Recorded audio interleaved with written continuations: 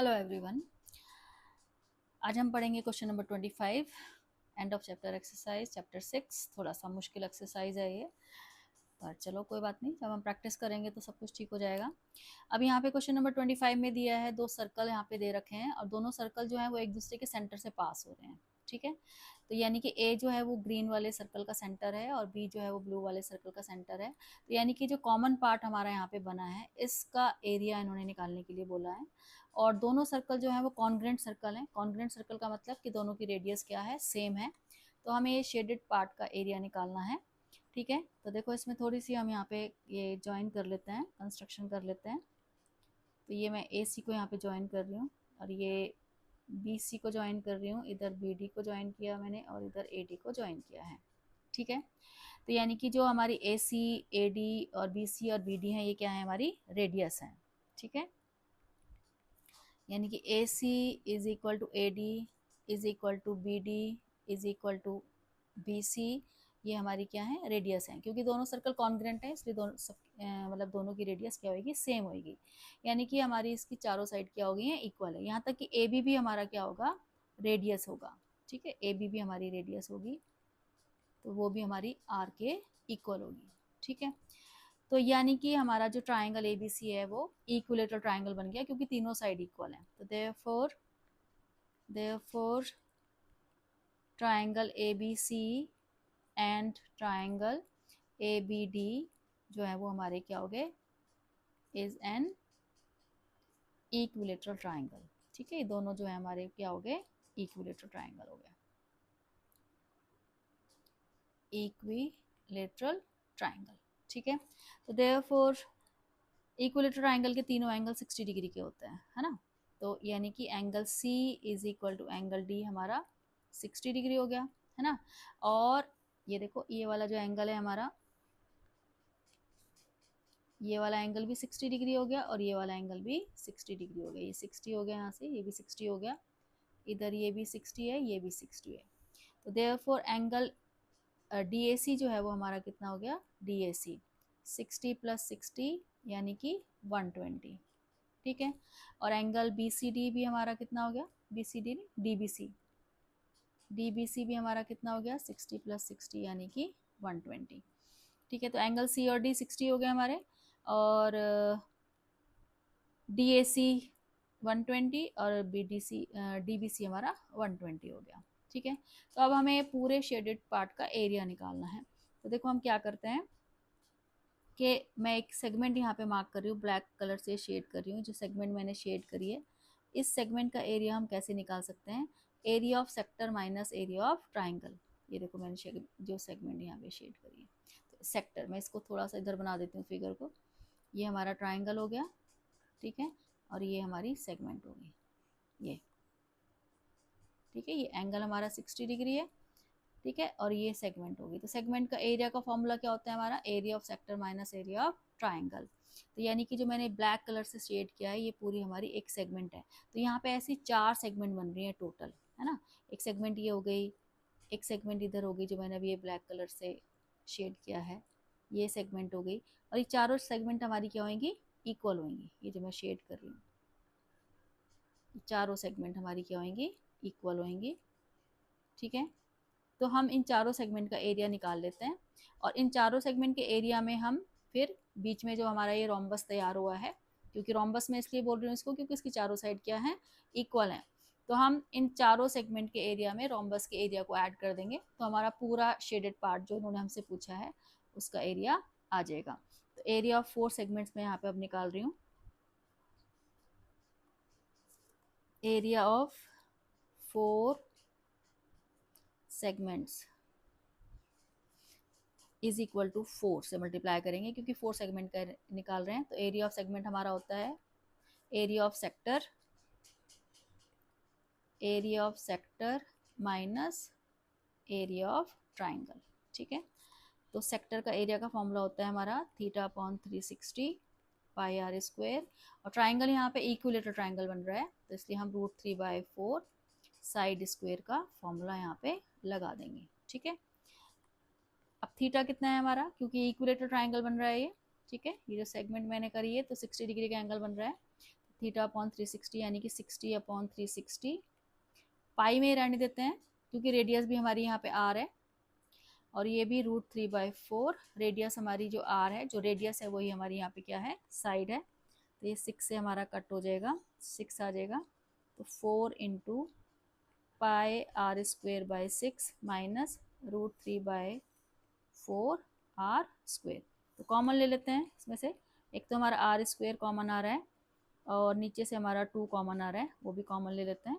तो यहाँ पे आ जाएगा हमारा पाई बाई 3 माइनस √3/2, 2 कॉमन लिया है हमने नीचे से, तो 2 2 ज़ा 4 हमारा यहाँ कट जाएगा। तो ये आ जाएगा हमारा 2r square pi by 3 minus √3/2।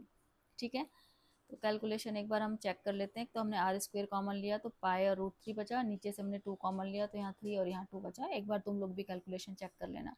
तो ये 4 सेगमेंट्स का एरिया हमारा आ गया है। अब उसके बाद हम एरिया ऑफ रोम्बस निकाल लेते हैं। तो एरिया ऑफ रोम्बस में यहाँ पे 2 इक्विलेटरल ट्राइंगल बन रहे हैं। एरिया ऑफ रोम्बस, ठीक है, रोम्बस जो है वो हमारा ABCD,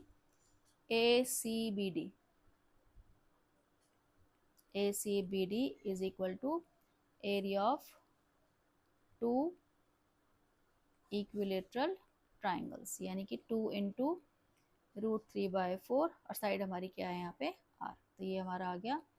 तो इसका आंसर आ गया हमारा √3/2 r स्क्वेयर। तो ये रोम्बस का एरिया आ गया।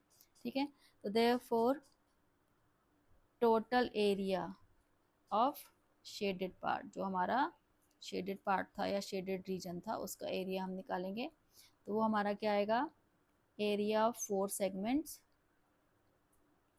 Plus area of rhombus. ठीक है, तो 4 सेगमेंट्स का एरिया हमारा ऊपर निकाला हुआ है हमने, 2r स्क्वेयर ब्रैकेट में पाई बाई 3 माइनस √3/2 प्लस ये हमने रोम्बस का एरिया निकाला है √3/2 r स्क्वेयर। उसको सिंप्लीफाई कर लेते हैं थोड़ा, 2r स्क्वेयर को अंदर ही ले जाते हैं। तो ये आएगा हमारा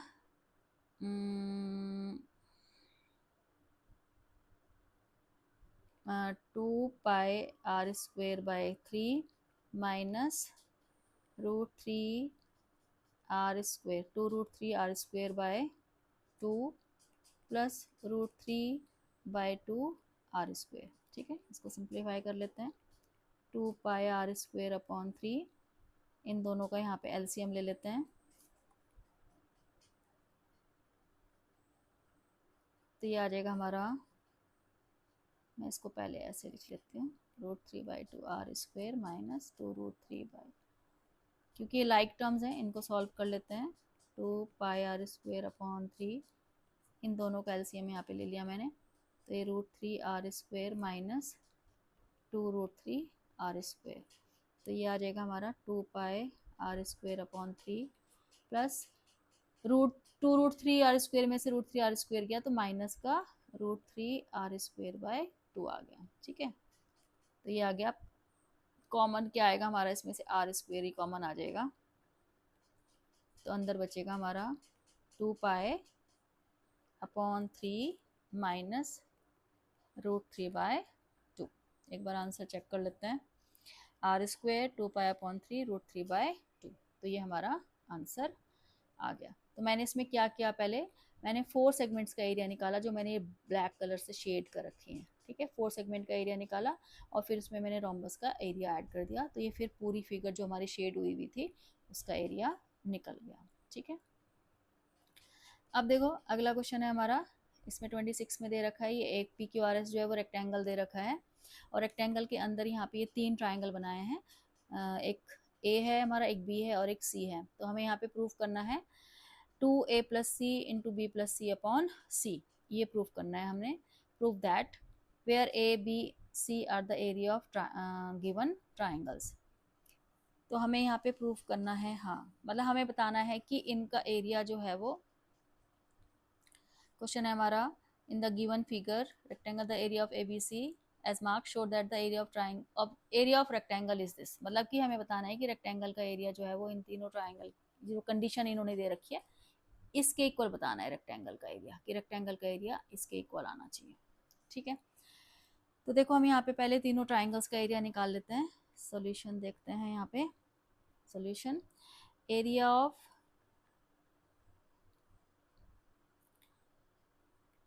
ऑफ ट्राइंगल ए।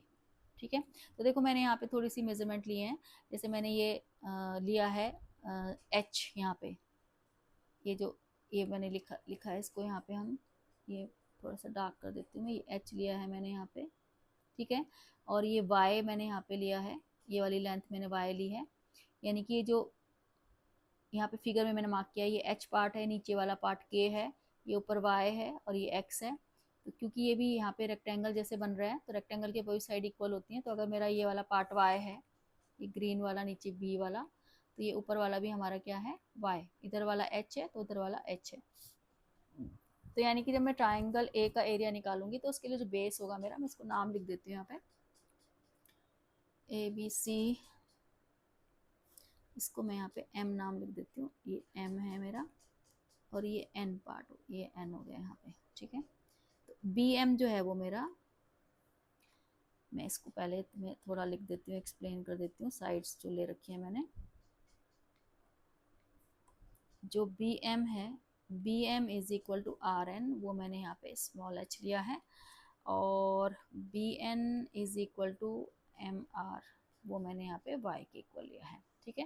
बाकी एक्स और के तो दिखाई दे रहे हैं फिगर में, कितने पार्ट को मैंने यहाँ पे लिया है। तो अब मैं यहाँ पे निकाल रही हूँ एरिया ऑफ ट्राइंगल ए, ठीक है, जो ए ट्राइंगल है। तो एरिया, ट्राइंगल का एरिया होता है हमारा हाफ बेस इनटू हाइट। तो इस ट्राइंगल का एरिया जो मैं ले रही हूँ, वो ले रही हूँ M B into M B, ठीक है, बेस हो गया। और एच, इस ट्राइंगल का जो एच होगा वो जो है वो हमारा एस एम के इक्वल होगा, ठीक है। यानी कि तुम्हारा जो वर्टेक्स है, ब्लू कलर का जो ट्राइंगल है उसका वर्टेक्स है यहाँ पे पी। तो पी की हाइट कितनी है एम बी बेस से, तो पी की हाइट कितनी होगी, जितनी हमारी एस एम होगी, ठीक है। तो यानी कि एस एम के इक्वल होगी इस ट्राइंगल की हाइट। मतलब देखो जैसे ऑब्ट्यूज ट्राइंगल होता है हमारा, ये ऑब्ट्यूज ट्राइंगल मैंने यहाँ पे बनाया है। तो इस ट्राइंगल की जो हाइट होगी, जैसे बेस तो हमारा ये हो गया, लेकिन जो इसकी हाइट होगी वो ऐसे होगी, यहाँ पे ऐसे करके बनाएंगे तो ये हाइट होगी इसकी, ठीक है। और जो एक्यूट ट्राइंगल होते हैं उनकी हाइट हम ट्राइंगल के अंदर बनाते हैं। जो ऑब्ट्यूज ट्राइंगल होते हैं उनकी हाइट हम बेस को ऐसे प्रोड्यूस करके फिर बाहर बनाते हैं। हाइट का मतलब होता है कि ट्राइंगल का वर्टेक्स जो है वो बेस से कितनी ऊंचाई पे है, ठीक है। तो यहाँ पे हमारा जो ए ट्राइंगल है वो ऑब्ट्यूज ट्राइंगल है, तो इसलिए उसका जो पी वर्टेक्स है वो बेस एम बी से कितनी हाइट पे है, तो वो हमारा यहाँ पे आएगा एस एम। यानी कि इसका जो एरिया आएगा वो हाफ एम बी कितना है हमारा एच और एस एम कितना है एक्स। तो ये हमारा ट्राइंगल ए का एरिया आ गया। अब हम निकालेंगे area of triangle B. B का भी सेम यही है। बी का बेस में यहाँ पे ले रही हूँ वाई, और जो बी का वर्टेक्स है पी ग्रीन कलर का, इसकी हाइट हमारी क्या होगी, एन क्यू होगी। यानी कि हाफ बेस लेंगे हम बी एन और हाइट लेंगे हम इसकी एन क्यू, सेम ए की तरह जैसे ए में हमने लिया है, क्योंकि बी ट्राइंगल भी हमारा ऑब्ट्यूज ट्राइंगल है। तो इसका बेस हो गया हमारा बी एन कितना है वाई और एन क्यू कितना है हमारा के। तो ये हमारा ट्राइंगल बी का एरिया आ गया। अब हम निकालेंगे एरिया ऑफ ट्राइंगल सी। सी तो हमारा सिंपल राइट ट्राइंगल बना हुआ है, तो बेस हमारा हो गया बी एन और हाइट हो गई M B, half B N into M B, ठीक है। तो बी एन हमारा कितना है वाई और ये हाइट हमारी कितनी है एच। तो हमने तीनों ट्राइंगल्स का एरिया निकाल लिया, ठीक है। अब हम अपना जो प्रूफ करा हुआ है उसके हिसाब से निकाल लेते हैं। हम अब ए प्लस सी की वैल्यू निकाल लेते हैं, ए प्लस सी निकाल लेते हैं। ए प्लस सी कितना आएगा, ए का एरिया है हमारा हाफ एच एक्स, सी का एरिया है हाफ वाई एच, ठीक है। अब इसमें से कॉमन ले लेते हैं, हाफ एच कॉमन आ जाएगा तो अंदर आ जाएगा हमारा एक्स प्लस वाई। तो ये मैंने ए प्लस सी का एरिया निकाल लिया। अब ऐसे ही हम निकाल लेते हैं, ए प्लस सी के बाद हमें किसका निकालना है, बी प्लस सी का। अब हम बी प्लस सी का निकाल लेते हैं। तो बी का एरिया कितना है हमारा हाफ वाई के और सी का एरिया है हमारा हाफ वाई एच। इसमें से भी जब हम हाफ, क्या कॉमन आएगा हमारा वाई कॉमन आएगा, तो अंदर आ जाएगा हमारा के प्लस एच, ठीक है। ये हमारा के प्लस एच आ गया। अब हमारा a प्लस सी की वैल्यू भी आ गई, b प्लस सी की वैल्यू भी आ गई। अब इसको हम उसमें रख देते हैं जो हमने प्रूफ करना है। हमने प्रूफ क्या करना है, प्रूफ करना है हमने 2a प्लस सी b प्लस सी अपॉन सी, इसमें डालना है हमने ये वैल्यूज, ठीक है। तो अब 2a प्लस सी की जगह हमने क्या डालना है, half h x plus Y, और b प्लस सी की जगह डालना है हमने half y k plus h upon, और c की जगह डालना है हमने हाफ y इंटू h, ठीक है। तो अब जो कट रहा है, जैसे ये हमारा यहाँ पे हाफ से हाफ कट रहा है, ठीक है, और y से हमारा ये y कट हो रहा है, h से h कट हो रहा है, और ये वाले 2 से ये 2 कट हो रहा है। तो क्या बचा हमारा x प्लस वाई इंटू के प्लस एच।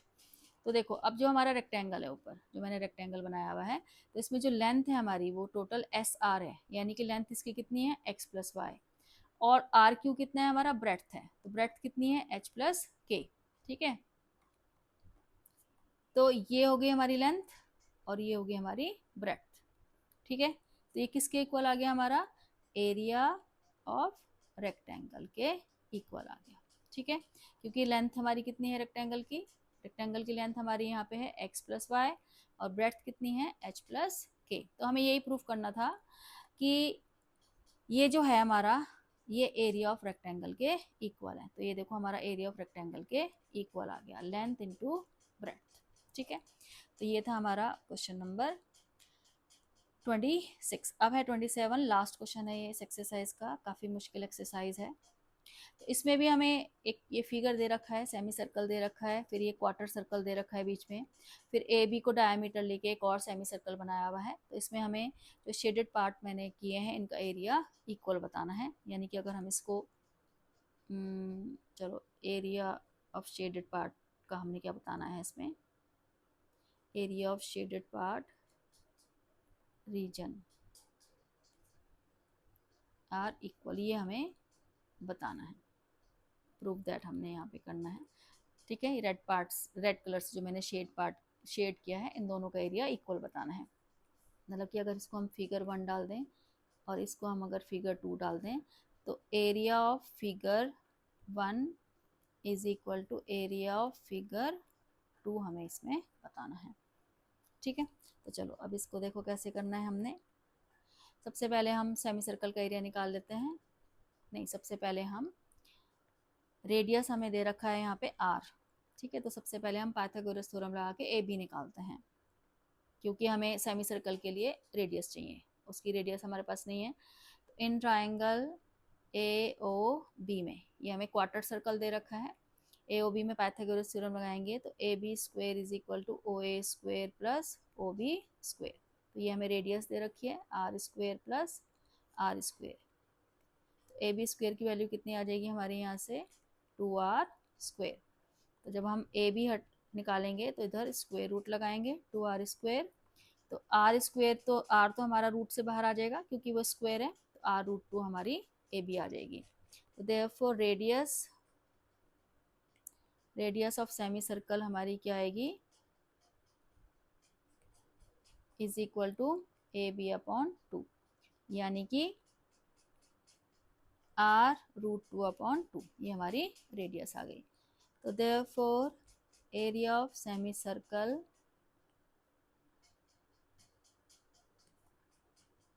with diameter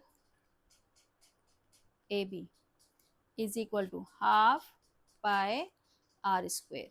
तो रेडियस की जगह हम रखेंगे r अपॉन 2 अपॉन 2, ठीक है। तो ये आ गया हमारा हाफ पाई आर स्क्वेयर। जब हम रूट 2 का स्क्वेयर करते हैं तो रूट हट जाता है, नीचे आ गया 4। तो अब इसकी कटिंग कर लेते हैं हम, ये 2 टू ज़ा 4 आ गया। तो यानी कि आ गया हमारा पाई आर स्क्वेयर बाय 4। तो ये हमारा सेमी सर्कल का एरिया आ गया, ठीक है। उसके बाद हम निकाल लेते हैं हम एरिया ऑफ क्वार्टर सर्कल, ठीक है। तो क्वार्टर सर्कल का एरिया होता है 1/4 पाई आर स्क्वेयर, ठीक है। तो यानी कि ये भी हमारा कितना आ गया, पाई आर स्क्वेयर बाय 4। ठीक है, तो अब देखो जो हमारा ये क्वार्टर सर्कल है और जो हमारा सेमी सर्कल है, उसमें ये जो पार्ट है, जो अनशेडेड पार्ट है, इसको जैसे फिगर 3 डाल देते हैं। ठीक है, ये फिगर 3 जो है वो दोनों में कॉमन आ रही है, सेमी सर्कल में भी आ रही है और क्वाड्रेंट में भी आ रही है। तो यानी कि सेमी सर्कल के एरिया को हम क्या लिख सकते हैं, और area of semi circle is equal to क्या लिख सकते हैं हम, area of figure 3 plus area of figure 2, area of figure 2 ये लिख सकते हैं। ठीक है, और एरिया ऑफ क्वार्टर सर्कल को हम क्या लिख सकते हैं, एरिया ऑफ क्वार्टर सर्कल को भी हम क्या लिख सकते हैं, area of figure 3 plus area of figure 1। ठीक है, ये देखो क्वार्टर सर्कल में यहाँ फिगर 1 और फिगर 3 आ रही है, सेमी सर्कल में फिगर 2 और फिगर 3 आ रही है, मतलब कि फिगर 3 दोनों में क्या है, कॉमन है। ठीक है, तो इसका मतलब क्या हो गया, जब हम इनको इक्वेट कर देंगे, अगर हम इनको इक्वेट करके चलें, क्योंकि हमें इन दोनों का एरिया इक्वल बताना है। ठीक है, तो इक्वेट भी करने की जरूरत नहीं है, दोनों में फिगर 3 का एरिया जो है वो यहाँ पे कॉमन आ रहा है। तो इसका मतलब क्या हो गया हमारा, therefore area of figure 2 is equal to area of figure 1। हमें यही प्रूफ करना था कि जो रेड कलर से मैंने शेड किया है उसका एरिया दोनों का इक्वल बताना है। ठीक है, तो ये था हमारा क्वेश्चन नंबर 27। ये एंड ऑफ चैप्टर एक्सरसाइज हमारी ख़त्म हो गई है, जो कि बहुत बड़ी थी और थोड़ी सी मुश्किल भी है, लेकिन मैथ्स में हर सवाल का जवाब होता है प्रैक्टिस, तो आप जितनी प्रैक्टिस करेंगे उतने आपके क्वेश्चंस कंसेप्ट्स क्लियर होंगे। ठीक है, अब हम मिलते हैं नेक्स्ट वीडियो में नेक्स्ट चैप्टर के साथ।